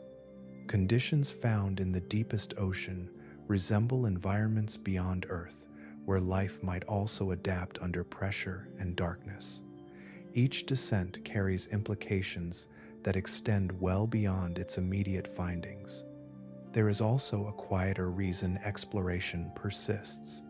Humans are drawn to spaces where knowledge remains partial. The ocean offers discovery without requiring conquest. It allows observation without ownership. Each advance remains provisional, framed by respect for conditions that do not bend easily to intention. Technology evolves with this understanding. Tools are built to linger rather than intrude, to record without altering. Autonomous vehicles follow contours patiently. Sensors remain fixed for years, listening rather than searching. Exploration shifts from movement to presence, from speed to duration. The goal is not to exhaust mystery, but to coexist with it long enough for patterns to emerge.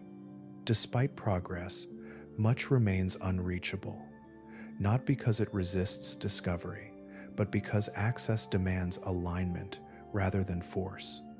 Some depths will remain inferred rather than seen. Some species will be known only through traces or rare encounters. This limitation is not failure. It is a feature of a system larger than any single observer. What lies beyond reach continues to shape what is known.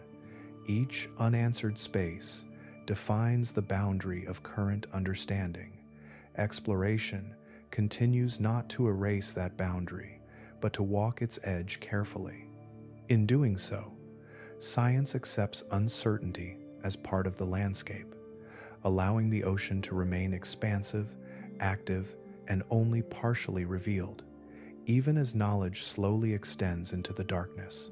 The presence of giants in the ocean is defined less by spectacle than by distance. Some animals remain unseen, not because they are mythical, but because their lives unfold beyond the thin layer where human activity concentrates. They move through depths where light never stabilizes, where pressure reshapes motion, and where observation depends on chance rather than access. Size alone does not guarantee visibility. In many cases, it ensures the opposite. Large animals often occupy wide territories, moving slowly through environments that offer little reason to approach the surface. Energy is conserved in deep water. Motion becomes economical. A body built for this world does not advertise itself. It drifts, waits, and feeds along gradients that rarely intersect with ships or sensors. Even when present in significant numbers, such animals can pass undetected for decades. Absence of observation has long been mistaken for absence of life. The ocean counters this assumption repeatedly. Many species were confirmed only after indirect signs accumulated quietly. Scars appeared on prey. Unexplained damage marked fishing gear.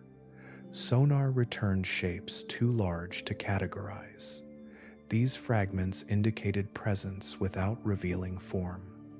Life announced itself through consequence rather than appearance. The scale of the ocean allows this concealment. Vastness disperses encounters. Depth layers separate communities vertically, preventing overlap with human pathways. A giant may exist alongside familiar waters without ever breaching into view. Its existence is steady, continuous, and unaffected by recognition. Non-existence is a human concept, tied to perception rather than reality. Science adapts to this condition by adjusting expectation. It does not demand constant confirmation. Instead, it builds frameworks that allow for life beyond current observation. Models remain open where data is sparse.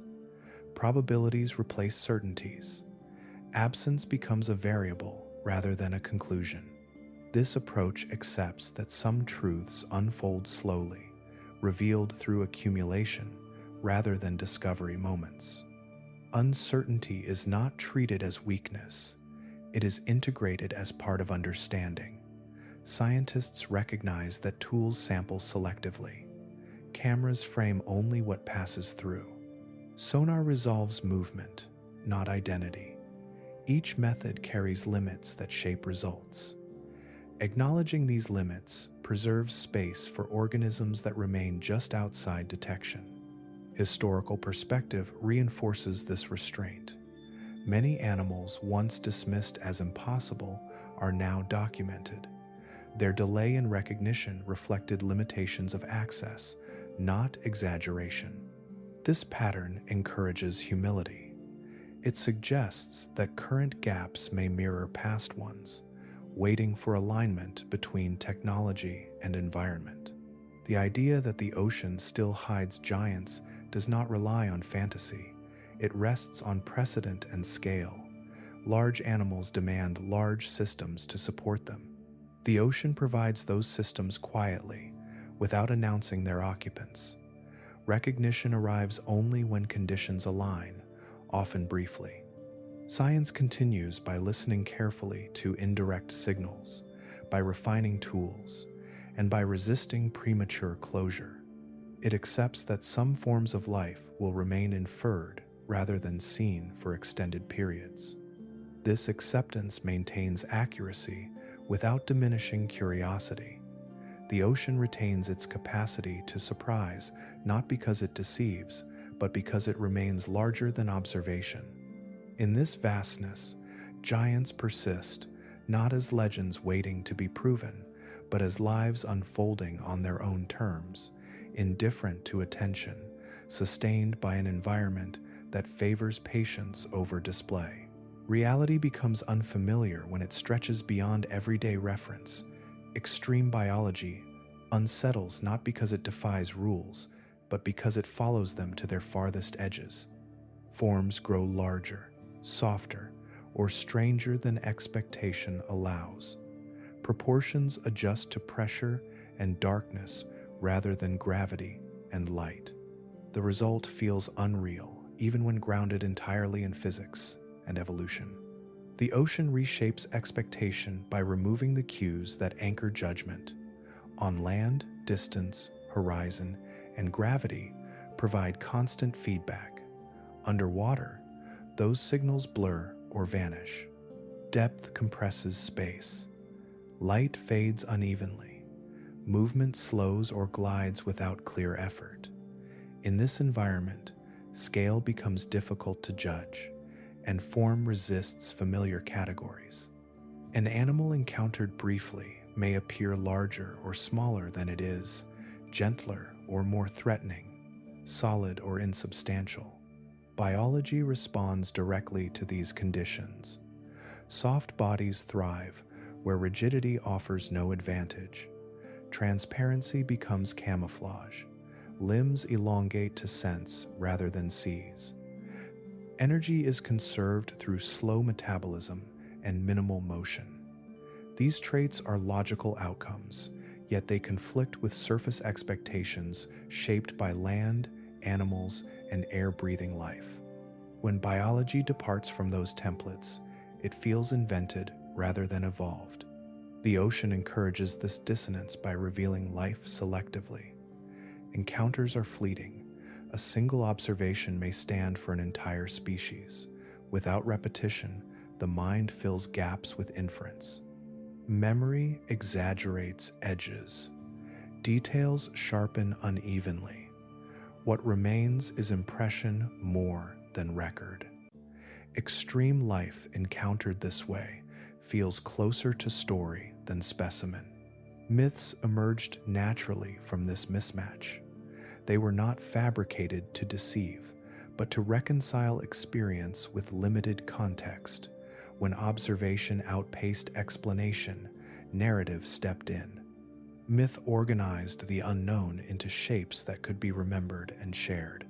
It translated confusion into meaning without requiring proof. These stories followed patterns because the encounters did. Long bodies became serpents. Tentacles suggested intention. Glowing features implied awareness. Each element reflected a real trait filtered through human perspective. The ocean provided the stimulus. Culture provided the structure. As knowledge expanded, the mythical quality did not dissolve entirely. It shifted inward. The animals remained strange, but strangeness became a property of reality rather than imagination. Awe detached from fear and attached itself to scale, time, and adaptation. The ocean continued to feel otherworldly, not because it hid truth, but because truth exceeded familiarity. Extreme biology still feels unreal because it occupies margins. Humans rarely visit. Its logic operates under constraints that differ fundamentally from everyday life. When revealed briefly, without context, it appears theatrical. When understood more fully, it becomes quietly astonishing. Myths were inevitable because perception came first. Explanation followed much later. Even now, understanding lags behind presence in many regions. The ocean continues to reveal life that feels improbable at first sight, then precise upon reflection. Reality there does not resemble fantasy by accident. It does so because imagination has always been shaped by encounters with a world larger, deeper, and more patient than expectation. What endured was not the monster itself, but the response it awakened. Beneath every story of danger or enormity lay a deeper reaction, a recognition of scale that exceeded familiar boundaries. Humans were never only responding to imagined creatures. They were responding to the vastness that carried them, the depth that resisted measurement, and the feeling of being temporarily small within a world that did not adjust to human presence. Awe arrived before understanding because it required no explanation. It surfaced the moment horizons widened and familiar reference points dissolved. The ocean presented magnitude without context, movement without source, and time without visible markers. Confronted with this, the mind registered intensity before structure. Awe settled in as a quiet acknowledgement that something larger was unfolding, regardless of interpretation. This reaction did not depend on danger alone. Calm seas could inspire it as powerfully as storms. Stillness amplified scale. A flat horizon suggested continuation beyond sight. Even in moments of relative safety, the awareness of depth beneath the hull reshaped perception. Awe was not fear sharpened, it was attention expanded. Long before instruments or taxonomy, this awareness guided behavior. It slowed movement and sharpened observation. It encouraged memory and comparison. People returned from the sea changed, not because they had faced monsters, but because they had encountered immensity without filter. The ocean delivered experience before explanation, and awe was the mechanism by which that experience settled into meaning. Curiosity followed naturally. Once awe established presence, curiosity sought pattern. It asked not for certainty, but for proximity. Early exploration was driven less by conquest than by repetition, the desire to encounter again what had altered perspective the first time. Returning to sea became a way of revisiting that shift, hoping to understand it more clearly through familiarity. Stories played a role here, not as endpoints, but as tools. They held attention long enough for curiosity to survive uncertainty. They encoded experience when explanation was unavailable. Through story, all was preserved across distance and time, allowing others to approach the ocean prepared rather than blind. As knowledge grew, curiosity changed shape. It moved from reaction to intention. Voyages became experiments. Observation replaced rumor, yet the same underlying impulse remained. Exploration continued, not to eliminate awe, but to refine it, to see whether understanding could coexist with wonder without diminishing either. Monsters faded as explanations improved, but the original response persisted. The ocean still produced silence heavy with scale. Creatures still appeared briefly and vanished. Depth still absorbed light and sound unpredictably. Each of these moments renewed the same internal adjustment that once gave rise to legends. In this light, monsters were never the point. They were placeholders for something more difficult to articulate, the sensation of encountering a system too large, too old, and too interconnected to resolve immediately. Awe bridged the gap between perception and understanding. Curiosity kept that bridge in use. Exploration endured because this balance held. The ocean never needed monsters to remain compelling. Reality offered something quieter and deeper, a steady invitation to look closer, not to dominate, but to participate in the long process of noticing, learning, and returning changed. The ocean did not grow smaller when monsters faded from its surface. It grew clearer, and in that clarity, its depth expanded. What once appeared threatening resolved into systems shaped by forces that operate patiently and without intent. Mystery did not vanish. It changed character, shifting from fear of imagined beings to recognition of processes that exceed easy understanding. When names replaced legends, the sea did not lose its ability to surprise. It gained coherence. Real animals emerged, not as disappointments, but as revelations. Bodies adapted to pressure, darkness, and scarcity carried designs refined over immense spans of time. Soft tissues replaced bone where rigidity failed. Gigantism arose where slow metabolism and limited disturbance allowed size to accumulate. Forms that once seemed impossible revealed themselves as precise answers to enduring conditions. These animals are more impressive because they are real. Their existence requires no embellishment. They survive where light never reaches, where food drifts downward infrequently, where temperature barely shifts across centuries. Their lives unfold beyond constant observation, shaped by stability rather than drama. Fiction often relies on excess. Reality relies on restraint, on efficiency honed through countless generations. As fear receded, attention deepened. Observation replaced alarm. Curiosity replaced avoidance. The ocean invited sustained, looking, rather than quick retreat. In this space, wonder found a steadier footing. It no longer depended on danger to hold interest. It rested on scale, complexity, and time.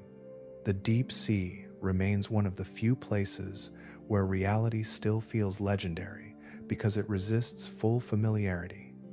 Tools reach it, but not completely. Knowledge maps it, but never exhaustively. Each discovery clarifies only part of what exists. Vast areas persist beyond continuous observation, not hostile, simply distant. This distance preserves a sense of encounter that modern life rarely provides. What endures is not fear, but humility. The recognition that life thrives under constraints far removed from human experience reframes how value is assigned. The ocean does not center human presence.